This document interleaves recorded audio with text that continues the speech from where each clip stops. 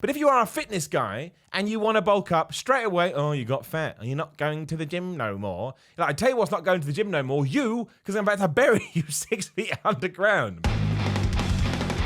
Simon Miller, the bald asshole, here once again, coming at you with more content.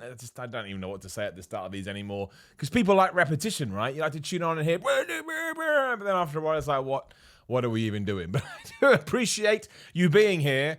And we're going to do something a little bit different today because we're going to be a little bit negative. But they're things that need to be discussed. The best thing about having a YouTube channel where people kind of understand your mindset is we can talk about the things that we've all experienced and we've all gone through, but maybe in our wider group of friends we can't chat about because they won't understand. Because I love going to the gym, I love fitness, I love working out, I love lifting weights, but not everything's perfect. There's always exceptions to the rule. And this is 10 things about being in shape, going to the gym, working out, lifting weights that absolutely suck. Number 10 is you can't eat what you want. You have to train your brain over years, months, a large period of time. You have to teach it, no, we can't eat that Mars bar. We can't eat that Snickers bar. We can't eat that pizza. We can't eat ice cream. It's bad, bad, bad, bad. You basically give yourself some kind of eating disorder just to transform your body. And how egotistical is that? I must look like this and therefore suffering. I mean, that's not true. That's taking it to the nth degree. But of course there are some days, especially when you first start out and you have to eradicate those cravings, because I do believe in that and there are scientific studies to back it up. I truly think that, if you're obsessed with chocolate and you manage to get 2-3 weeks down the line without eating any, your body basically forgets and you don't crave that chocolate anymore. Especially if you're doing what so many people are doing now, myself included, and it's all out there over YouTube, having a diet that you actually enjoy, then it's not even dieting. You're just having a blast every now and then. But you still have those days where you look at a pizza and you're like, I would make love to that damn thing. We've talked about it before. That's just what pizzas do. They are incredible. I know that's what I don't get as well. It's just cheese on toast. Mother Hubbard, I will come over there and slap the taste out of your mouth. Doesn't make sense. Taste isn't a thing. But it is true, when it's basically like you are presented with one of those, would you rather do this and would you rather do that? And it's like, well, would you rather be big, ripped and jacked or whatever, but also give up all this incredible food that you're either never going to eat again if you're one of those people, and fair play, or you're going to restrict yourself so badly that you plan it in. On Saturday at 6, I'm eating what I want and no one's going to stop you. No one was stopping you for the other 6.5 days either. What was that? And number 9 is that you're never satisfied, right? You are never satisfied. Hands up if you've been training for a long ass time and when you look in the mirror, you're like, there it is. I have smashed it. I am in physical, the peak of physical fitness. Oh, look, my hand down. No one does that. You look at yourself and you go, there's a little bit of fat there. My tricep looks crap. That deltoid is a part of wank. We do all this stuff and you never get there. And even the people that do walk around going, look at me, look at my abs, that's not true. That's false confidence as far as I'm concerned, because usually people that are super confident and are super self-assured don't feel the need to project in that manner. So it's just a vicious circle. It's the dangling carrot. How many times do we talk about the dangling carrot? You try and eat it, but the carrot keeps moving away.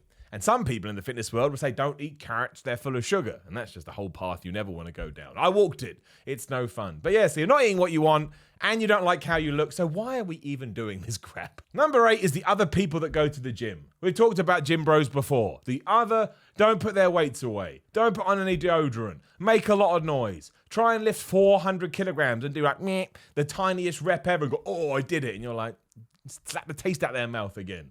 You have to deal with these people, and if you go on a daily basis, you have to deal with them every day. And they don't change. They're like their own kind of species. You only get one kind of gym bro. You can be in America, Australia, Spain, Canada, UK, Luxembourg. It doesn't matter. Somehow these people, they all act the same, and they treat the mirror like they're married to it. Lift the damn weight. No, I must look at the mirror. But the mirror is there for form. There's nothing wrong with admiring yourself a little bit. We all do it, of course. But you spend 100% of your time, just what are you doing? Number 7 is an interesting one, a little bit zen, a little bit everything like that. But you have to make peace with the idea that you have decided to lift heavy things, to teach yourself to lift heavier things.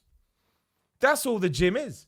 If you're into bodybuilding and stuff like that, or progressive overload, it is, I want to lift the heavy thing, and to lift the heavy thing, I will eventually get to the heavier thing.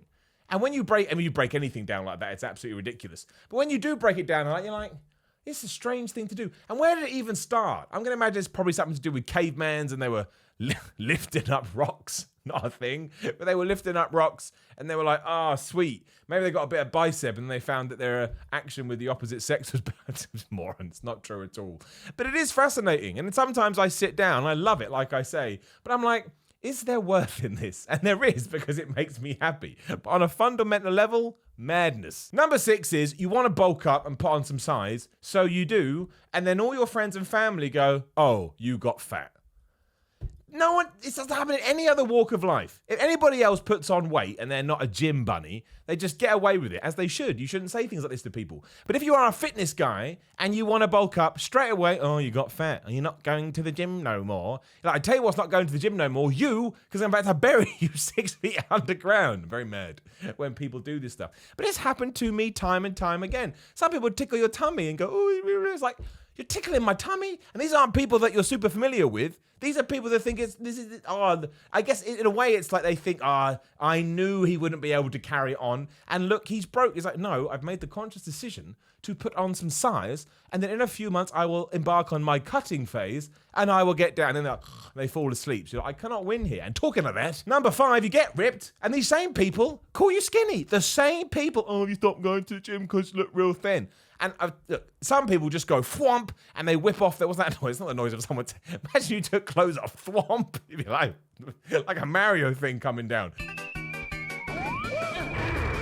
I'm not one of these type of people who's going to whip my top up and go, look at my herbs, look at my 8% body fat. It's just not in my nature. So I just have to like try and argue with them. No, again, remember I told you, saw you 6 months ago and I told you about bulking. Now I'm cutting. And and then I just turn off and walk away and probably go and have a milkshake. Probably just down 3,000 calories because I'm so miserable with these idiots. Number 4, the food prep. Nobody likes food preparation. Like I put the video up about what I eat in a day. So many people are like, Miller, how do you have time to cook all this food? Well, I cooked it all that day because I wanted to show you the process. But usually Sunday night is like hell night. You're like, oh, I've got to prep all this food. I got to cook everything. It sucks. That's a waste of life. But again, you're making this choice. Do I want this bad enough? The answer is yes. And I think that's someone no one establishes either.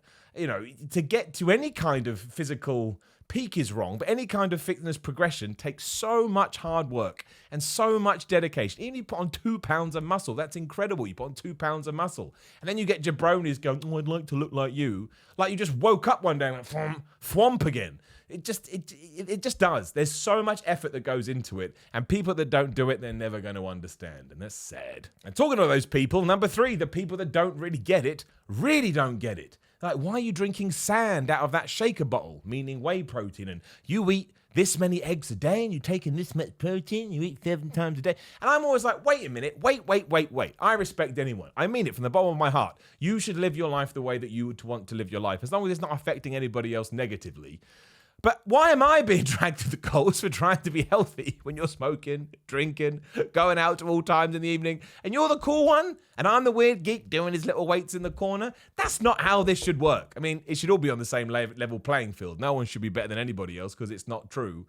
But that is the general consensus. Like when I meet someone that doesn't go to the gym, I'm not like, what a weird alien figure. But when someone does find a gym guy, they just can't get their head around it. You go to the gym for over an hour? Yeah, I'd go there for 4 hours if it was productive, but unfortunately it is not. Number 2 is that you get into this bizarre world, this obsessive world where you start counting calories for everything.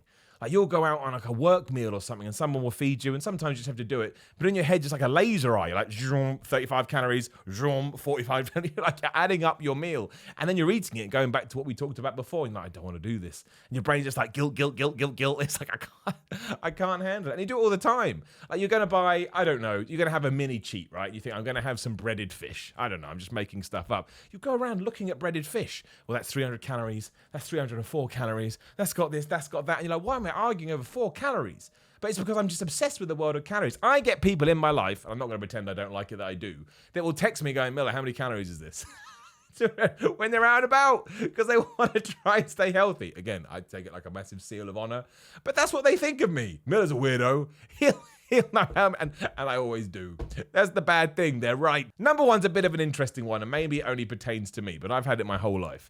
If you are in a group of people that know that you are the fit one, and it's Thursday at 3 p.m., so not like a specific cheat time, because I think most people understand weekends being a cheat time, and you have a bag of crisps, or you have anything that could be deemed unhealthy, everybody else in that group looks at you like you've just revealed yourself to be an extraterrestrial. I cannot stand it. Like, if I just decided one day, oh, I'm going to have, what do I like eating? An ice cream.